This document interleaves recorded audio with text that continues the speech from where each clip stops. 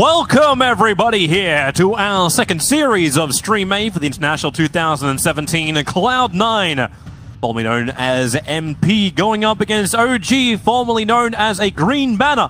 I'm Toby1, joined by Synderen. 10 seconds. Yep, the OG, formerly known as OG, with a different logo. Yeah. But they still kept their name, so they've rebranded under the Red Bull sponsorship, but they still, I believe the name is still just OG, not Red Bull OG or OG. We're gonna call them OG. I'm only calling him OG. Like, it's also we're gonna be like, welcome to Cloud9, G2A HUC Logitech. Yeah. Screw that shit. Fair enough. OG, a team known for their greatness in majors, known for their wonderful performance in the group stage of the International 2016, and known for their absolute destruction at the hands of MVP and TNC during the last TI, one of the biggest upset losses of the last International. How do you think they're going to fare this team? I think it's really difficult to really predict how things are going to go this time around. It's like everybody kind of says it, that every year the competition gets harder, and I feel like we just see it over and over again. And yes, that thing last year with TNC was definitely a big upset, but we see upsets like that fairly regularly. There's a lot of teams that are renowned as the best, but the best are not that much better than the second best than they used to be. So upsets like that are more likely. OG, our team, I think have a very good shot at minimum top 8. Top 6 is definitely possible. Top 4 is less likely, and then going all the way, I think, you know, I just can't say it. I think going all the way is unlikely for any team. That's the whole point. Like, there's nobody where I'm like, this team is making top 4. No question. When everyone started predicting like who was going to win, like you could probably go down to like limit your pool to an 8, and then just find an 8-sided dice, roll it, and then see who's going to come up. And that's probably your best way of deciding who's going to win TI. It's pretty close to that at this point.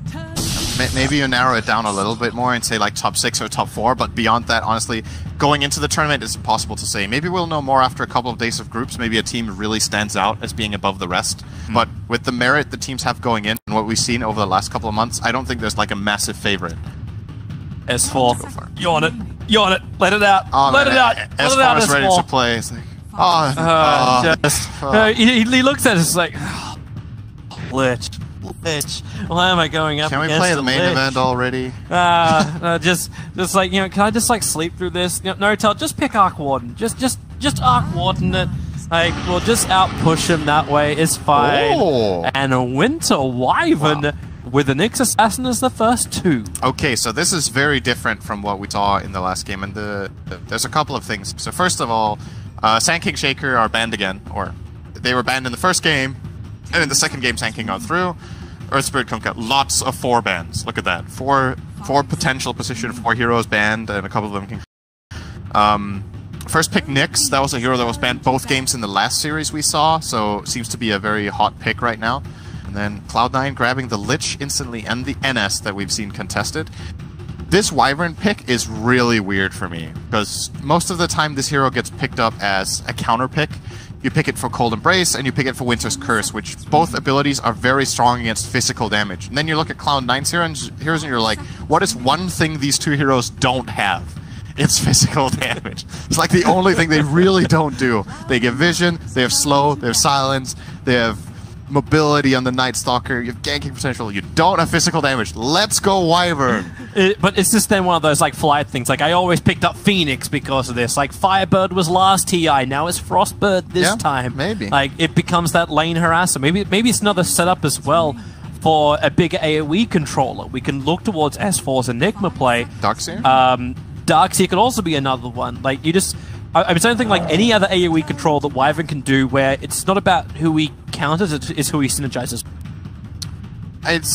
They're not picking, just going for a flat-out bad pick on second pick, you know. Nobody, that's not going to happen. It's interesting to me. I'm just curious to see what they're going to do with it. I love Wyvern. I think it's one of the most fun heroes to play as a support and very like unique in design. So I'm just happy we get to see it. this was just not the conditions I was expecting to see it picked under. So here comes the Quap for Cloud9. Alchemist banned, by the way, noteworthy. Yep. Both Alchemist and Anti-Mage. OG banning very heavy farming split push heroes, which is maybe surprising. That's something we generally see OG pick themselves. The Anti-Mage maybe not so much. The Anti-Mage was another one of those heroes which we're flagging as a good safe laner for this entire tournament. Yeah, maybe No-Tail just doesn't like it at all. Maybe just doesn't want Eternal Envy playing.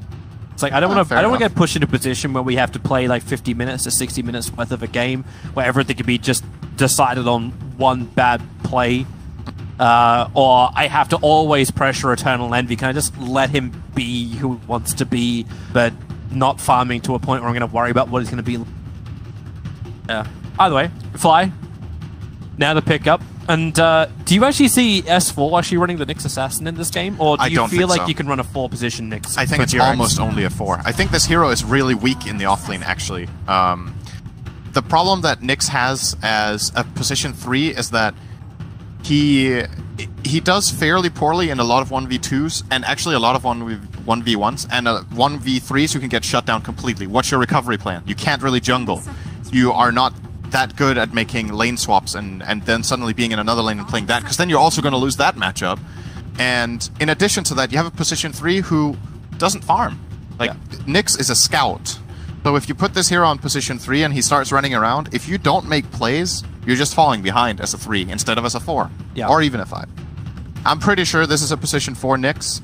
We're going to see the TA grabbed here for Ana, so OG definitely getting a comfort pick in that regard. Queen of Pain, not the easiest matchup, but it's definitely playable. It's the confidence in Ana to also win that lane. Like, if he's got a little bit of help from Wyvern, maybe they can just harass the Queen of Pain out of the mid, cause a large amount of problems for Fada, and that's probably what we are going to see in the or whoever else is going to. The Night Stalker is going to be doing the same thing to the team. They did pick TA into both a Quap and a Lich. Lich is actually not too bad. Ice Armor is very powerful against TA. I think it's often overlooked. When you talk about Lich, people like focusing on like the laning of Sacrifice and the harassment, and that you have Chain Frost, and of course Ice Armor is definitely mentioned, but it's probably a bigger part of the hero than some people expect, and picking TA into that is a bit surprising to me. To be honest with you, I haven't really liked or followed the logic in OG's draft order so far, so I'm just looking forward to being surprised with what the idea is here. But this, to me, if you asked me, if you freeze-framed this and you asked me who picked what when, I would have thought that this was actually Cloud9 counterpicking every time. Cloud9 first picked Lich, and then they got the heroes as counterpicks every time. Bit surprising. Here comes the Bat Rider. Good hero against Templar Assassin. Pretty bad against Nyx, though.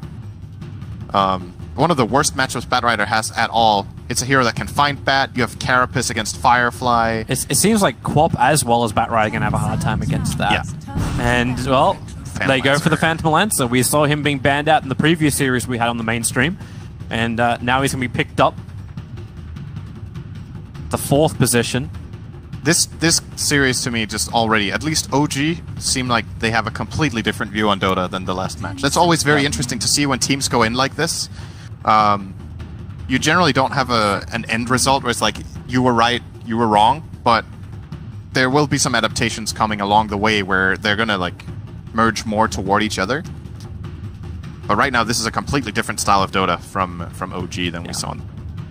Which is exactly what they probably wanted to achieve. Like, we understand, like, Sebastian, their coach behind the scenes, Fly and No-Tail are probably, like, hashing out as many ideas as we possibly can. And OG's biggest problem last TI was the fact that they were very predictable. You knew the type of gameplay they were going to play, the type of timing they would play, their exact movements. So throwing a spanner in the works in the group stage is a fantastic... As long as they can still get victories, of course. You don't want to find yourself sitting on the edge of that elimination game. But definitely mixing things up, making sure that everyone doesn't just think you're a one-trick pony, making sure that people aren't confident going up against you because they know what they're going to get. And OG, a lot of eyes are on them, no matter how much pressure you probably take off them, because they're like, oh, they're just underperforming lately. They still won the majors. They still stepped up when the time counted. And this is something which a lot of teams will still have a lot of respect for. And OG, they need to keep teams on their toes up against them, and I think this is a really good way to start. It's still confident in its way. There's still stability. Oh, that's a good ban. That's a really good ban. There goes your extra physical damage that's been. It's one of the heroes that you actually like playing Wyvern against, but Sven is good against PL and TA. Like, very good. And they OG have so chosen much armor with ice armor as well if they had him. OG have chosen to show 2 physical damage cores and pick 2 greedy heroes in both PL and TA. Like, I know last game I said PL was a less greedy pick than what was the other one I was mentioning, Spectre, but it still is a pretty farm-oriented hero no matter how you look at it. There's greedier heroes, but there's definitely also less greedy heroes. Well, we'll see how OG distribute their farm in this game and how they put their lanes. PL is good against the it's a Centaur. Classic OG stuff. So yep, offlane Cent, Nyx Wyvern supports, and these. It's a lot of survivability out from OG. Like, is this when you start questioning, like, what does Cloud9 do? You ban out this event, you ban out that heavy amount of physical damage that he could have brought to the fight. Where is that damage output coming from C9? Queen of Pain does her Sonic Wave combination, and then it's what? What is this EE hero? I think Venomancer is pretty. Is that enough damage, though? Because Centaur can just disengage with Stampede. It might not be enough. It's either that, or you go for some really, I think, possibly safe lane Ember, but you don't want to pick Ember into Nyx. That's a pretty bad matchup, actually. Yeah. But Ember is pretty good against PL. He's pretty good against TA. Good against Wyvern. And I'm just thinking about Envy heroes, and there's nothing coming to mind right now that would be amazing. But they have to choose, and it is... Juggernaut. The last hero that's left, which actually has enough damage and sustain that maybe they can fight in the lane. Clearance might be a bit of a problem, but if you... We kind of do also understand, like, the PL is not an illusion hero anymore. Or isn't really an illusion. Very short burst, so the Maelstrom build on the Juggernaut. Yes, Jugger is the type of hero that wants to go Mjolnir in this game, for sure. It's very high value against the PL. It's good against TA. You get refraction down faster. Good attack speed. You have the Chain Lightning proc to remove that. I have a critical question for you. Mm-hmm. Is it really a Bat Rider when he's not riding a bat? Shouldn't it be Manta Rider? Bat Raider. Would it be a Raider? He's not a Raider. It's a Ray... Manta Ray. Bat Raider. But he's not Bat. He's not a bat. I know. It's the person. It's what he's riding, right? Yeah. I do think that's a nice little spin on it, the Bat Raider. But well, just say that's what it is. That's the lore behind it. Okay, it's fine. Don't worry about cosmetics. They all make sense. This Phantom Lancer is wearing a shovel and a triangular hat, a wizard hat. He's still a Phantom Lancer. Is it actually a shovel? It looked like a shovel. I put on my shovel and my wizard hat. To battle go. How far cosmetics have come. Okay, so anyway, let's have a look at the game as we pause. Okay, nice. Way to blow the steam out of that. It's not a shovel, it's an oar. It's an oar? It's an oar. It is the Humble Drifter's oar on the Phantom Lancer. That's a very nice name for a shovel. It's a common weapon from Bell. I'm surprised. I am very surprised. But then again, why would he spend money on a cat character? He would spend money on a dog character. Wait, what just happened? What? So Jarex is TPing to his own base and says his TP bugged, and then the Radiant are also saying bugged. Alright, so they both bugged out when they TP'd out. Yeah. I'm not sure what happened. But AUI and Pylidea both committed their TP scrolls to go out, where it was only Jirax from OG who committed his. Where's AUI? AUI is TPing top. It's not... Alright, so it's up to the admin for how we move forward from here. Okay. Anyway, I wanna, like, whether we remake or not, wanna look a bit at these lineups because it's so different. Okay, here we go. Okay, so no remake. The OG lineup is very different from what we've seen as of late. Whereas Cloud9 is more in line with stuff we've seen. It's pretty fight-centric, has vision and ways of engaging, it has team fight and scaling heroes. Whereas OG's is a lot more, I want to say, counterplay focused. Like PL being able to disengage, Winter's Curse, Spike Carapace from the Nyx, Stampede to get out, and then really greedy farmers that need time to build up.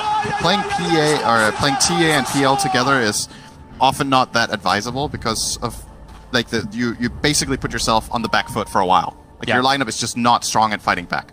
But if they manage to get through that phase, they're very strong later on. Doesn't this seem like that old school OG? Yeah, where they were always playing like 1 or 2 saving supports, and then they played greedy core. I wonder if they found that style works better again. I guess we'll have to see. Well, you got the saving support that comes in the form of the Winter Wyvern, and it in doesn't a way really save against this lineup, though, does it? No, but that's also because you picked it so early on that Cloud9 were not going to say, "Hey, we're gonna draft something which you can now counter." That's what I thought too. But then you also have Nyx Assassin. You've got like the counter to almost everything they've got, so he can do the saving. I think the Nyx pick turned out very good this game, even though it got first picked. We're gonna see how it works out.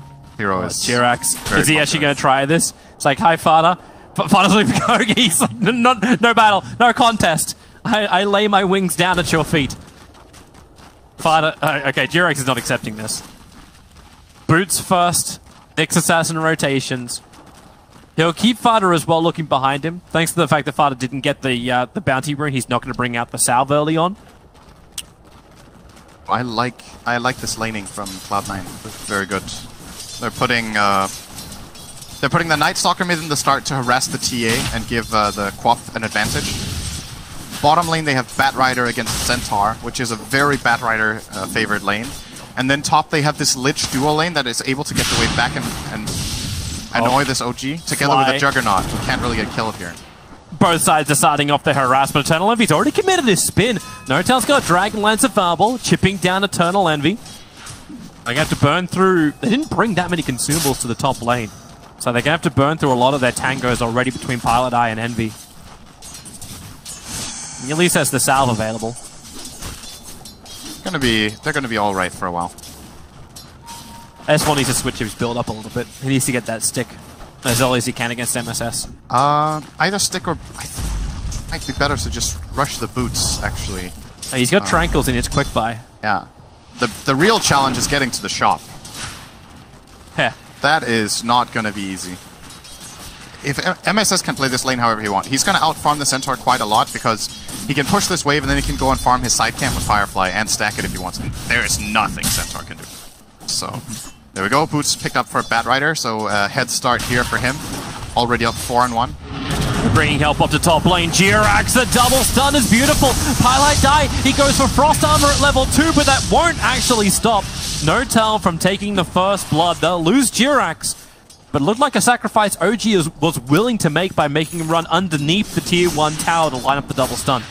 You're generally okay as the team on the receiving end if you trade kills in a 3-on-2. That's pretty good. It was first blood though, so obviously good for OG, but if you go for a 3-on-2 lane, you generally just get a kill. And that's it. But the counter kill for C9 there was good for them. We got a first little bit of a lane rotation. No-Tail has switched himself down to the bottom lane. S4 is going to head up towards the top, but in mid lane, Jirax with that haste rune.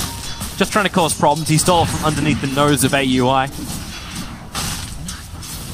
But it's more of a keep your eyes behind your back at all times. This is a very good lane matchup for PL now, bottom. This is part of the reason OG picked the Lancer, is how well he fares against Batrider. So you can always doppelganger off the stacks of sticky napalm, you have a good, reliable slow that you can get in with, and you can actually just fight the Batrider when he goes on you. You Lancer fight back and then you... I don't think Fada really meant to do that. He blinked up into the small area just south of the Ancients, and then attacked uphill, revealing the fact they had an Observer Ward there. Oh. And this was scouted by OG. The ping came very shortly after it happened. The ward only has a minute and a half left on it. They got a majority of the value out of it anyway. Yeah. Just small little things. Yep. S4's going to have the time of his life now on the top lane. Eternal Envy and Pilot, I know they can't kill him. Like, at least Frost Arm means S4 is not going to try and physically harass Eternal Envy down. No-Tail? I say he's fine. Like, MSS can Firefly all he wants. Bigger problem here for OG, the way I see it, is that all 3 cores of Cloud9 are having a good time, and this mid lane, Ana is just not gonna win. It's not, in the first place, it's not that good of a matchup, and he's getting countered really hard by this Night Stalker, and now it's only gonna get worse. So Ana is stacking his Ancients, and he currently got Dragons and Ancient Prowlers. Yeah, he actually had a bugging dragon. A dragon didn't move off the camp when he attacked. Sorry, one of the satyrs, the prowlers. It just stayed there when he attacked it. So he didn't actually get his. Oh, fly is boned. Mucho dead.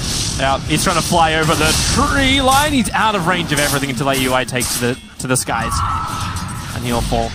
Meanwhile, in mid lane, Anna looking for the kill over on Fada with a stun from Jirax and that Meld Strike.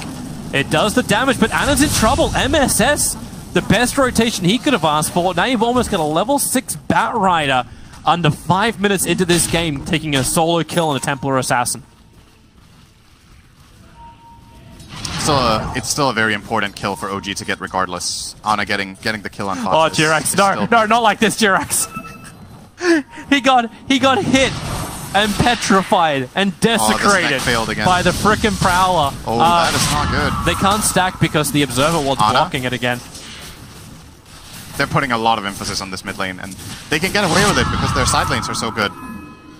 Nightstalker hasn't even really needed to do much else. He made that very quick move top to kill the Wyvern, but apart from that, AUI has been targeting this mid lane a lot.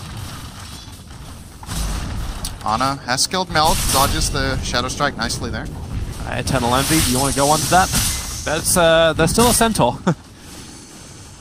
Very deep under the town, but with the help from AUI, they got another creep wave here as well. S4 will have to make a break for the tree line. He goes for the Horse Stomp, at least keeps AUI in position, but with the spin damage, S4 will fall. And Cloud9 is showing they're not afraid to dive underneath those tier 1 towers. Especially when OG are committing resources elsewhere, aka Anna now trying to farm the stacks. Yeah, there is that Prowler. He's not moving again. He refuses to get off that dire camp. Wait, what is happening? I'm not certain. Is this... So, the biggest concern for me is that this isn't happening to Loda. Because that's how it always is. Oh, bad things come to Loda. S4 is there. So, we have an honorary member of the bug-finding committee in the game. Are we saying this has to be a Swedish curse? Why is Australia the one having to pay for the Swedish mistakes? Yeah, poor Ana. This is really... Yeah, the upside is, though, Jirax did do a triple stack of the Ancients to the south. So they have those to turn for. But as you said, like, the Templar Assassin was not going to, like, hands down win the mid lane. But you win by playing the catch-up with Templar Assassin. That's her biggest strength. She's able to play the Ancient game. I think Anna has had enough. He's going to take the bottom. Oh, top lane S4. Yeah, quick off stomp, but once again, he off stomps the Night Stalker, spin from Eternal Envy, he's going to be unaffected, and S4 will die once more. For the trade-off is Jirax flying No-Tail, pressuring the bottom, and now No-Tail, even with these kills coming the way of Eternal Envy, No-Tail is contesting him for the highest net worth position. It's only like 100 or so away from each other. Yep. We're evening out the tower score here. Both safe lane towers gone, minute 7, that's pretty early. But sometimes rotations just play in favor of this. Yeah. And now, honestly, the big story of this game is going to be the next 10 minutes. Like, does Ana get to farm a lot or not? The stacks will need to be contested by Cloud9, and they will need to be continued to made by OG. S4 has a long recovery curve ahead of him. This, I think, is a really hard Centaur game, personally. Ana actually didn't do his stack. Nope. That dire stack is still there, so Jirax is lining up once again to stack it. Alright, I want to see if this adder is just permanently rooted to the ground. No, he's fine. He'll move. Just seems like when he's attacked at the start, he's like, I refuse to leave. Yeah, now the stack failed, though, because now there's a ward. Yeah. I wonder if they're going to start getting paranoid. Like, why is this happening? Is there an invis hero? Is Nightstalker just sitting on a cliffside nearby that's blocking this? Like, what's going on? S4 might be in trouble once more. Eternal Envy just commits the Omni Slash. S4 misses the Hoof Stomp. Eternal Envy very quick into the Blade Fury. Allows him to be immune and just spin away from the tier 2 tower. 4-0 on Jugger. No, that's a beautiful sight, man. He's having a very good start here. Bottom lane, No-Tail. There's a haste on Fata, though. He does have Sonic Wave. 14 one-charges on No-Tail, however. He's got... Okay, he's going to commit them. One more Lance is available. Support will not come. Nyx Assassin's too busy trying to help Ana take the stack. He's doing these line impale stuns to give Ana that time to attack in. He's only just got his treads to arrive. And you have to take this in one go because the Prowlers are healing the camp up very fast. Yep. again, and once the Acolytes start dying, you farm this pretty fast, so... It's gonna be nice for Jirax too. This is some good levels for him. Get him closer to having his level 6 so he can be that proper rotation. But meanwhile, all this is happening. Eternal Envy basically dominates the top lane with the help of Pylai Die. There's nothing S4 can get out of this, so you're delaying the Blink Dagger and progression on the Centaur. Are you still okay with this? Considering the trade-off you're taking? Like, farm for a Templar Assassin for a slowed down Centaur. I don't think they have much choice. This lineup of OG is very slow, so they're kind of at the mercy of what Cloud9 wants to do, and then they counterplay the best they can. Okay, you guys are top, we're going to farm the bottom ancient stack and push bottom with RPL. Okay, you guys are going to rotate, we'll rotate somewhere else. They're not willing or really able to take the fights, and in this game, S4 is just going to get sacked. I'm not sure where he can go, really, at this point. Once the Blink Dagger comes out later, he can have some big plays, but for now, he's kind of just screwed. It's the OG space creation, right? I guess what they've done time and time again in the past is watching Ana just go ham, and then S4 can sit on the top lane farming. Notel's having a really good time with his farm on bottom lane. He's getting solo experience, causing real problems for Fada. And once his Diffuser Blade is up, he's also a ganker, he's also a hunter. A real problem for Cloud9, and that's when maybe we turn our attention to Eternal Envy. Going for the Ring of Aquila, going for the early drums. He looks to be going for a very combat kind of style, but is this going to be enough items to deal with the OG aggression when it comes? Speaking of which, Jirax has his Vendetta because of that ancient stack. Scouts out 3 heroes moving towards the top lane. Big info. They even Sentry just to be safe. The Sentry ward for the Radiant side is a little bit too far over. Now the stun, it hits on Eternal Envy. If they can kill him off before it gets his spin, no, the spin will happen. The Cold Embrace tried to also save S4, who was in a little bit too deep, but it's OG. Even with the information, they still cannot take the fight. That was so sick from MSS. He instantly used Flame Break to knock the Centaur away so he didn't get the Hoof Stomp on. And after that point, I like that play from OG of trying to go for the Jugger the way they did. MSS was just way too fast, and OG didn't have good enough position to make that kill happen. The idea was good, the execution was just counterplay. Yeah, very nice out of the Batrider. They try to protect that healing ward so much. Actually, through his full duration anyway. Just keep pressuring top lane. Notel will have to be up here to defend it. So S4 is finally getting that space he wants on bottom lane. With no tier 1 tower and the tier 2 tower taking a little bit of chip damage, looks like Cloud9 are still focusing more to the northern side of the map. Meanwhile, Ana is getting a lot of fun. Cleared 2.5 ancient stack now, I think. Number 1 net worth, 5.6k. Yeah. Compared to the Clop, who's 4.5k. Not exactly certain what AUI wants to achieve in the mid. Trying to get into their heads here. He's trying to pretend that there's more pressure being applied here, or that there are other heroes in the neighborhood. Sometimes going for, like, it's such a low-cost play, right? He pays 100 mana to maybe try to mislead or intimidate a little bit. Dota is a very mental game a lot of the time, so it's like, oh, there's heroes missing Night Stalkers running toward me, be ready to TP mid stuff, and then... They scanned for it. They were worried about it. The scan happened to the north side of the tier 1. Basically got into their heads a little bit there at no cost, so good stuff from AUI. And he feels confident probably because there's so little that can kill this Night Stalker. His plays are fairly minimal. Yep. Bottom lane, S4 again. I think they saw him. They saw him pulling. He's super dead if they get silence on him now. They just found him. Oh! AUI. That's some good fog. Eternal Envy just backed out, and he already committed his phase boots to retreat. The creep wave's hitting the tier 2 tower. S4 knows something is awry. And in fact, now they just rotate in Jirax. I don't think they... I believe you're correct. Unless AUI wants to run underneath the camp, then they'll have a chance. But while that game's going on, the Blink Dagger is now on the Batrider, freshly to be revealed. They smoke up with Lich. The biggest kill on the map except TA. Oh, where's your jump? Notel does a react, doppelganger.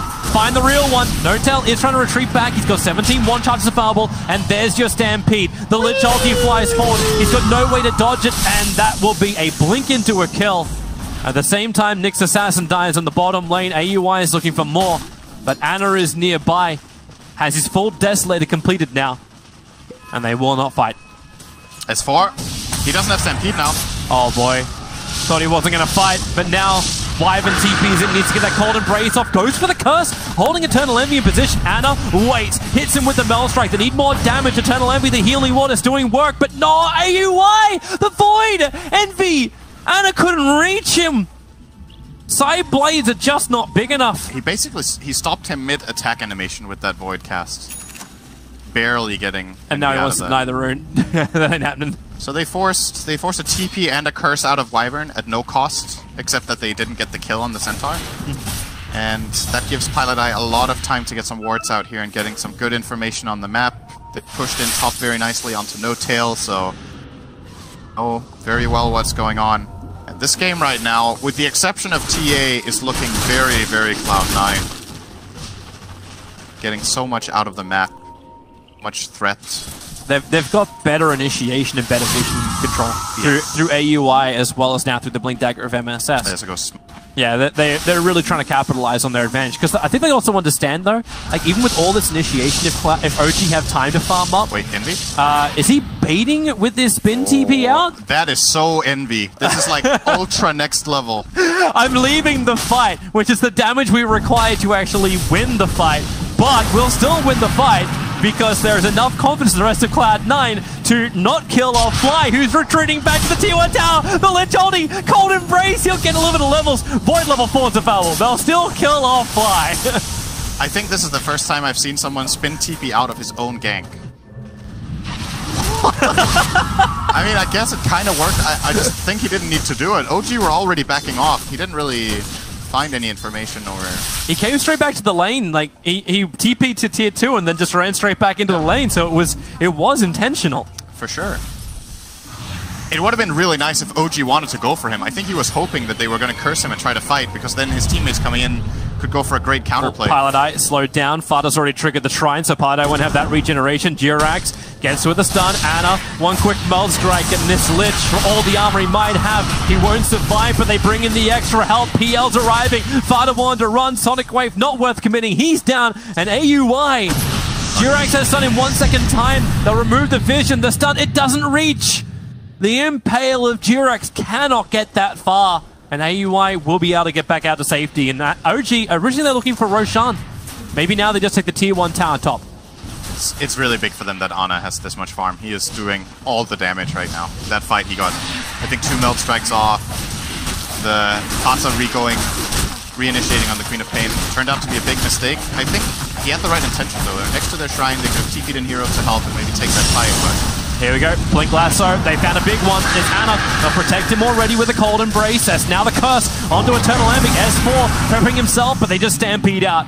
OG make the call, this is not worth the squeeze, but maybe they still find Ana. He has a TP, killing off MSS, but the Omni Slash, Refraction was down, didn't have Meld as an option. No-Tail and Fly, both hit by the Sonic Wave of Fada. No-Tail escaping out as possible. Now the Lich ulti flies forward, he will go down. Fada claiming that kill, no doppelganger to work with, and there was not much that Jirax could do to help. Not once that Chain Frost went.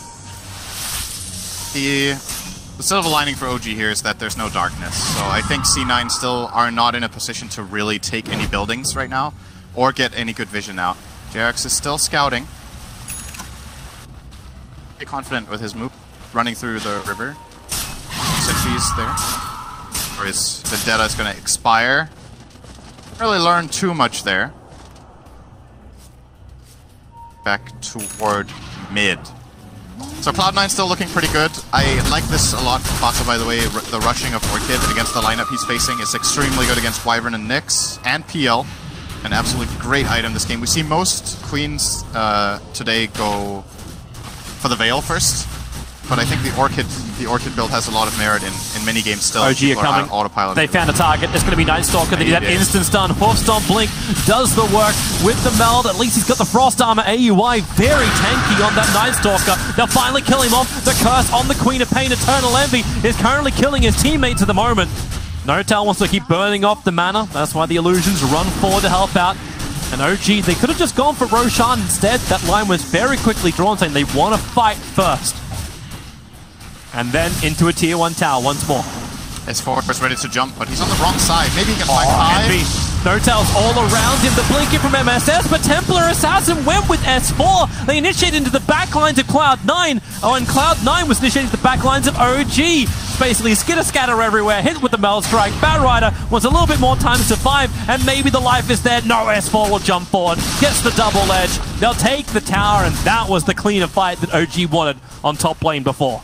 This actually looked like it was going to be a great opening for Cloud9 when they came from the bottom side, because S4 was standing on the stairs on the left, and he couldn't connect on anyone except Pylai who walked on the left. So the whole Cloud9 team was on the bottom side, and one guy goes top, and that guy just dies, doesn't get any spells off, and OG kind of collapsed on them after that. So very big moment. They get the tower, they get the Roche, and now this game is all of a sudden looking a lot better for OG.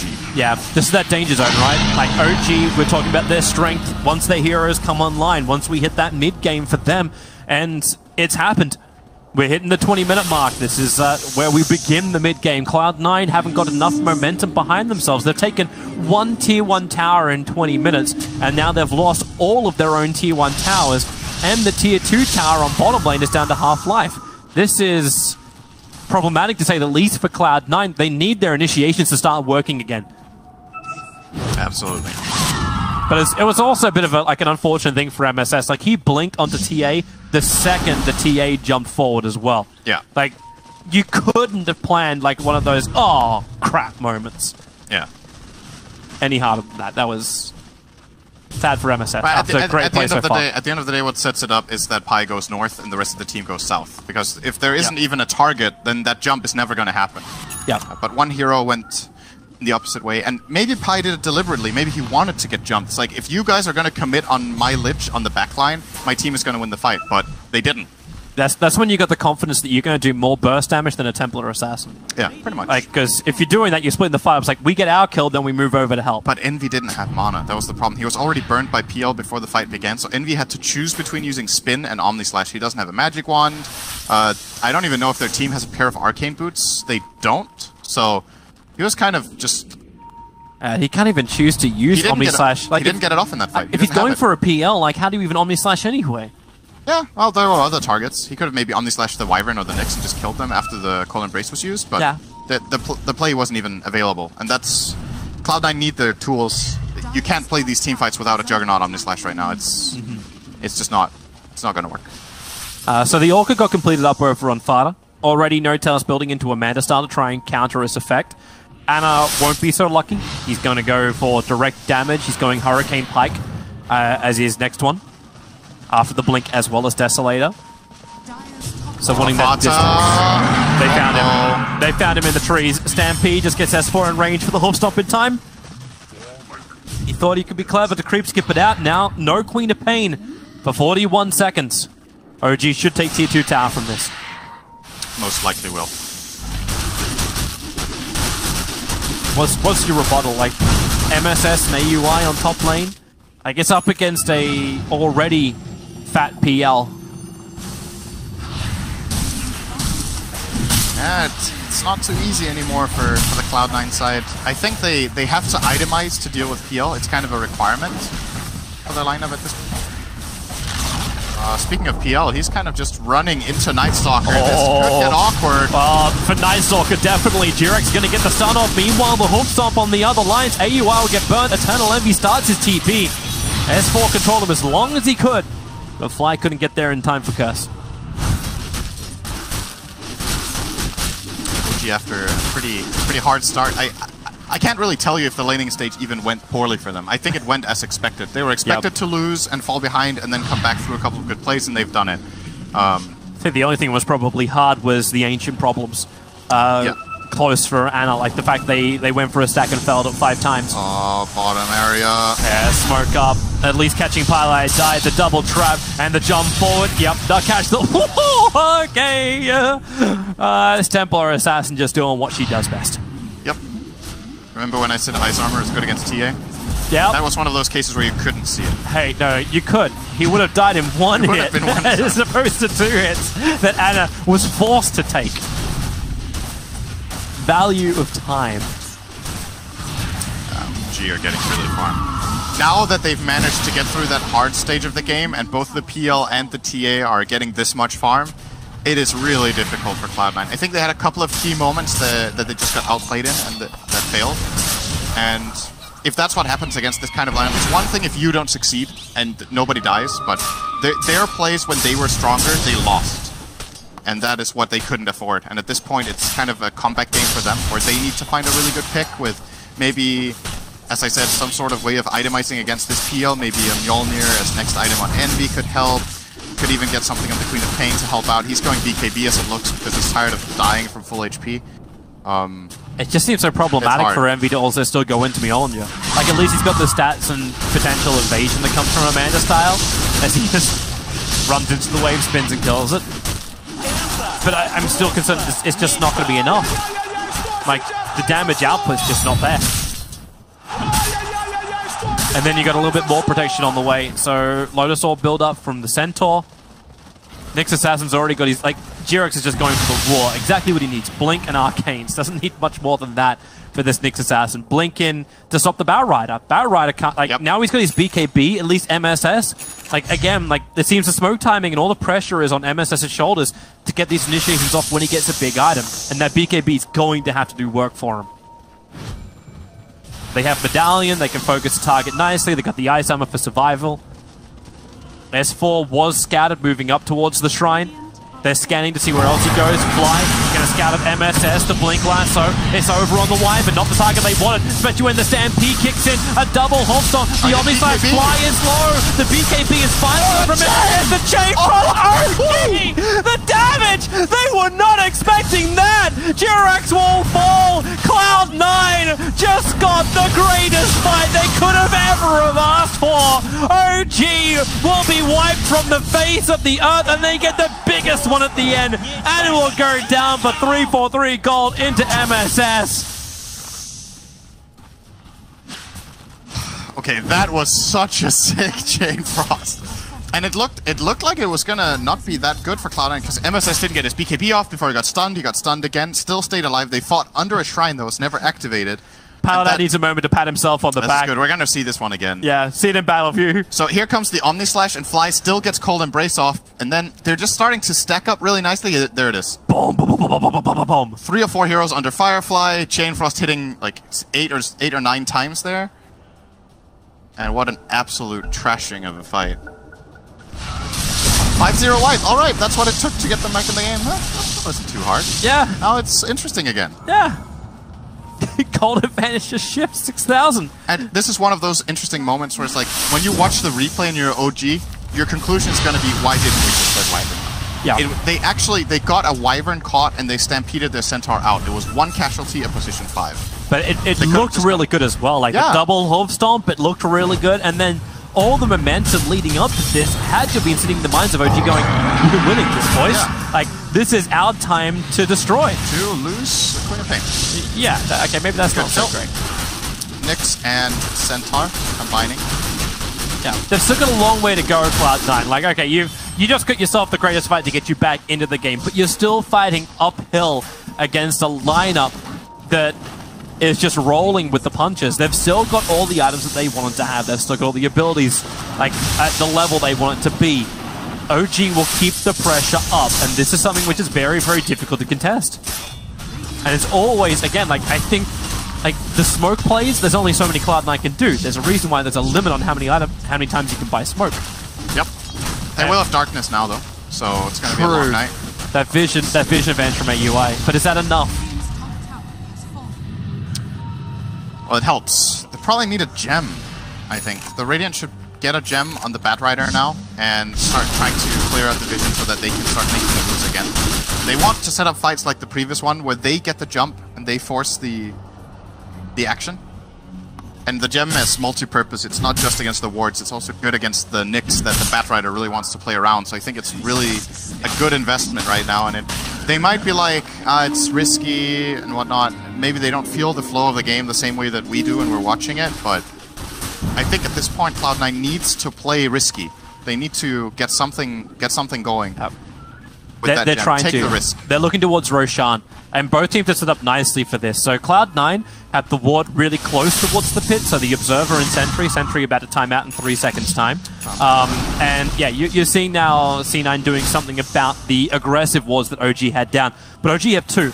They have another one just a little bit further up west in the lane. Why is Lich going Phase Boot Shadowblade? DPS Lich. It's the Pyrian special. I like Pyrian, okay? I like Pyrian. Actually, but I really don't think Pylai would be inspired to buy his item builds. That's so unbelievable. What was Pyrian has other build, strengths. That was a He's build okay that for the PPD was talking about. The Mask of Madness into Maelstrom build over on the Lich. You get a huge amount of physical damage out of it.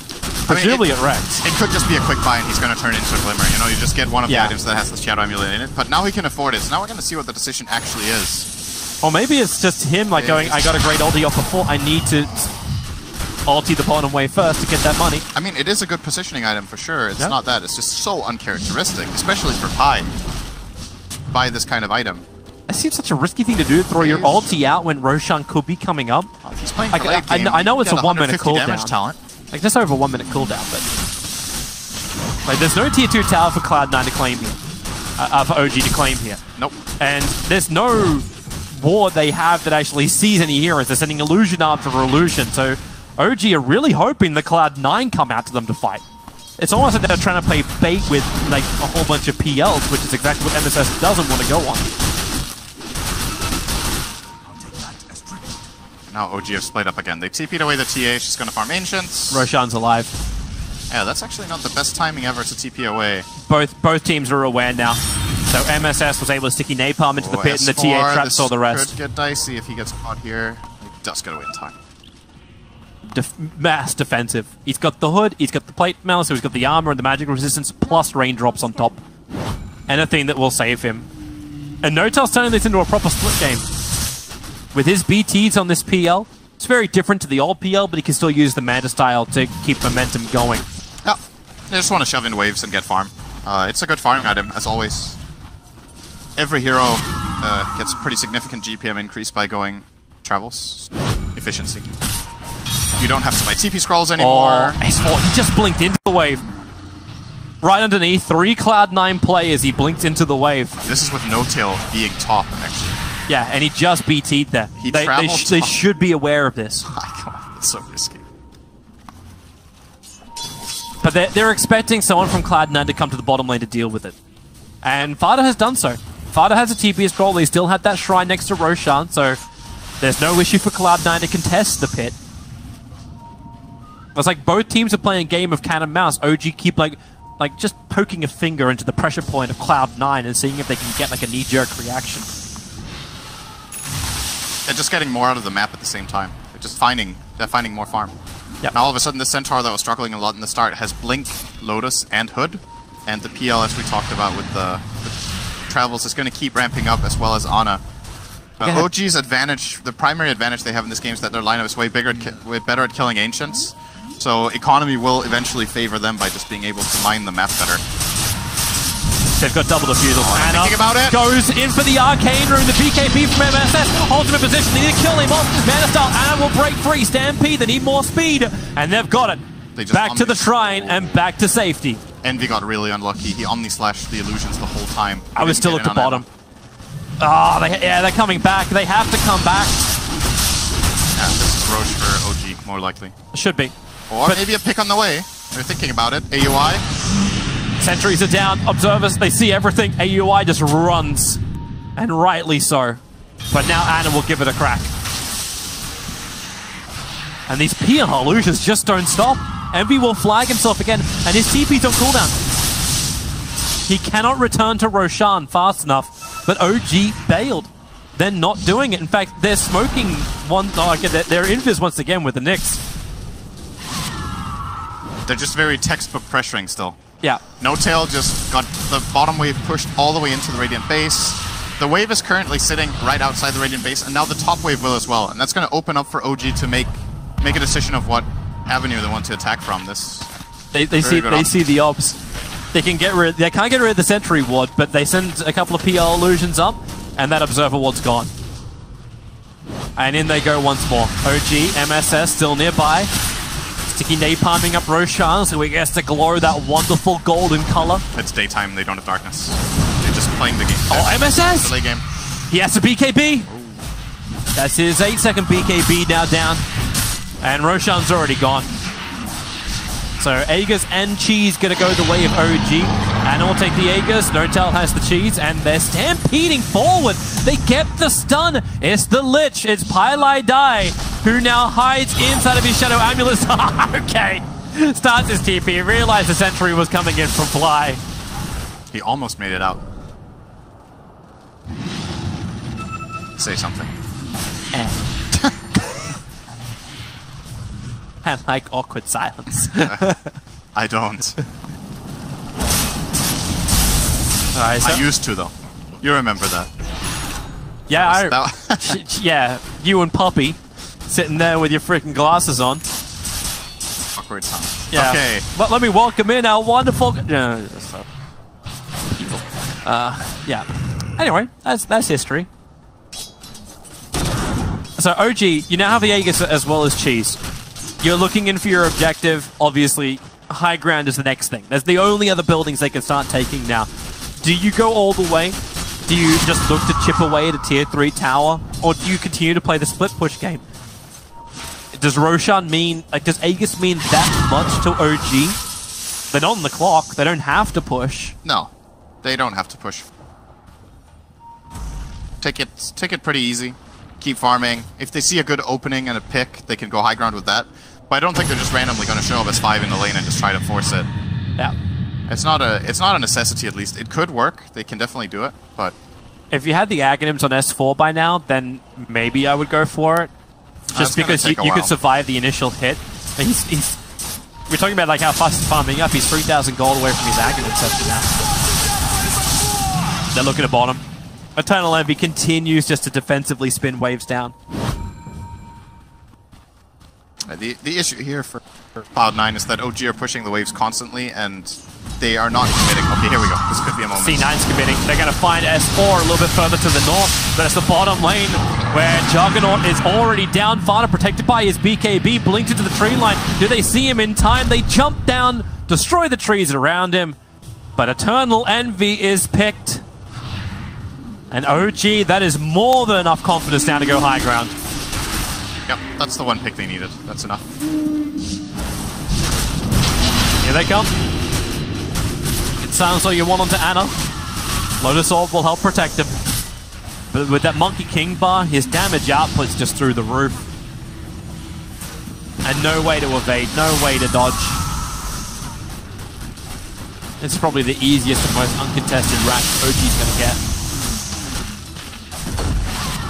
I think they can go for a second lane as well. They have 20 seconds. They can go hit mid. And it's taking some time, and OG are going to be safe. Fair enough. Yeah. It's hard to go against that. You don't want to have, like, after your last hiccup that happened on top lane, like maybe you don't want to have the same kind of thing happen again. I think this time the cards are a bit more stacked against Cloud9. This is a 12k lead with Aegis. Yeah. Yeah. The same thing's not going to happen again, but maybe that's also one of these things too where we can think about the future of the tournament. A lot of teams are looking to the group stages to get a lot of information, not just about drafts like random picks. It's about the mentality of OG. OG playing very set, structured Dota is a dangerous thing, but it's also maybe what we talked about at the very start with the drafting phase, is this OG playing that mid-game orientated drafts once more. A team's going to know what they're going to get against OG. They back up, they don't put the knife to the throat. It's more of a slow asphyxiation.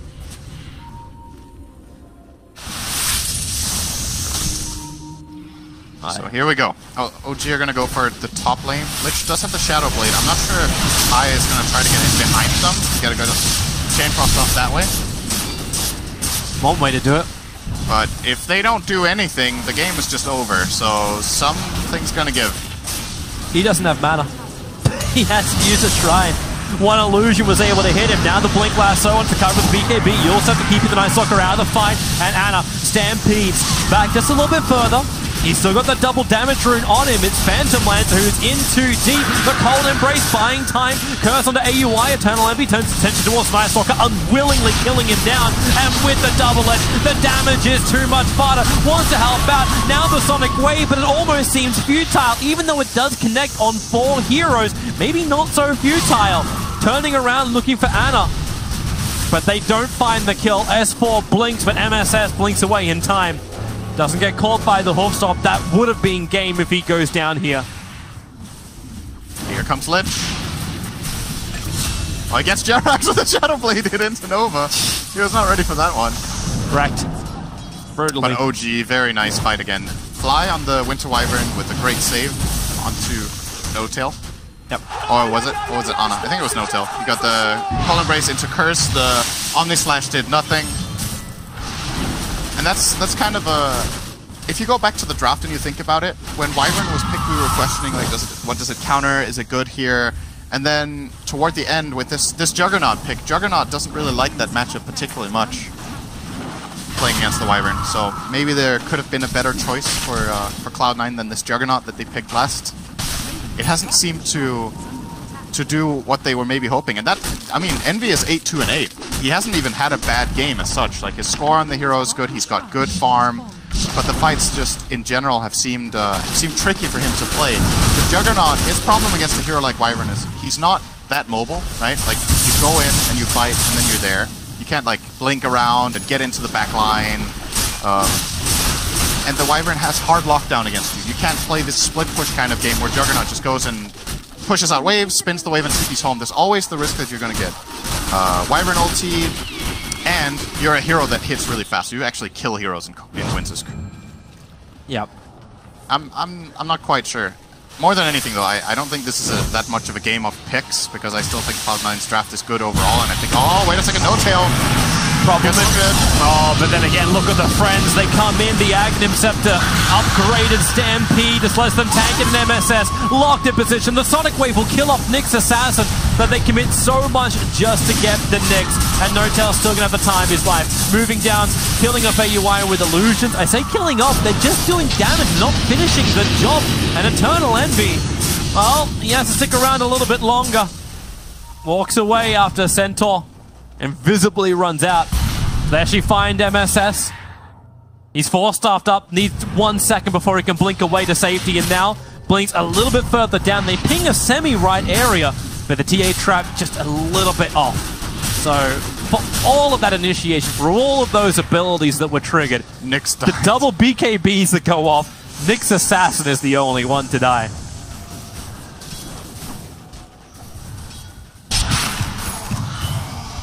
So what I was getting at before is that it's interesting to see in a game like this how, you know, we were talking about the hero versus hero matchups a lot in the draft, like this hero is not particularly good against this is not particularly good against this, yada yada.